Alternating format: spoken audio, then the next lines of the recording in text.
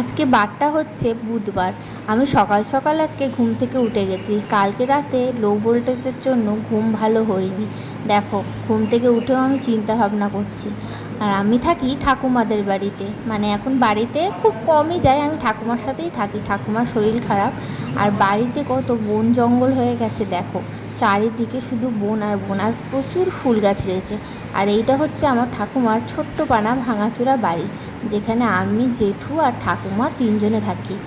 যাই হোক, সকালবেলা ঘুম থেকে উঠেই তো ভিডিও শুরু করে দিয়েছি। এবার কাজবাজ সেরে রেডি হয়ে নিচ্ছি, আমার পার্লার খুলতে হবে তো, না হলে আবার দেরি হয়ে যাবে।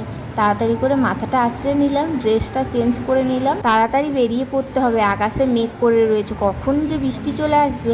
আমি আর আমার কাকার মেয়ে টুকটুক করে রওনা দিয়ে দিলাম। ও বাড়িতে একা আছে বলে ও বললো আজকে আমি সকালেও যাব, চল।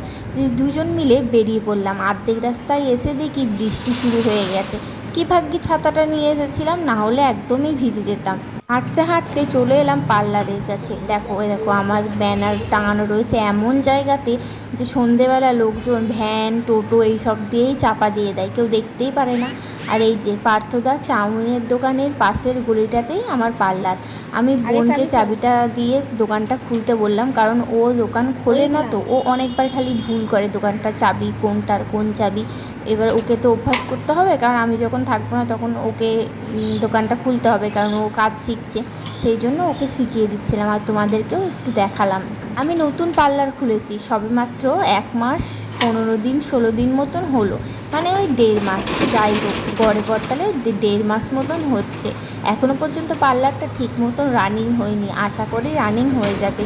আর বাইরের কাজটাই একটু বেশি হয়, পার্লারের কাজটা খুব কম হয়। পার্লারে এসে বেশিরভাগ টাইম বসেই থাকি, সেই জন্যই আমি লাইভে চলে আসি। এই যে আমার ছোট্ট পানা সেট আপ করা রয়েছে পার্লারের।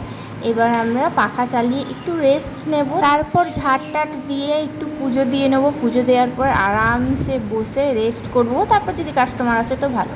যাই হোক, আজকের ভিডিওটা আমার এই পর্যন্তই।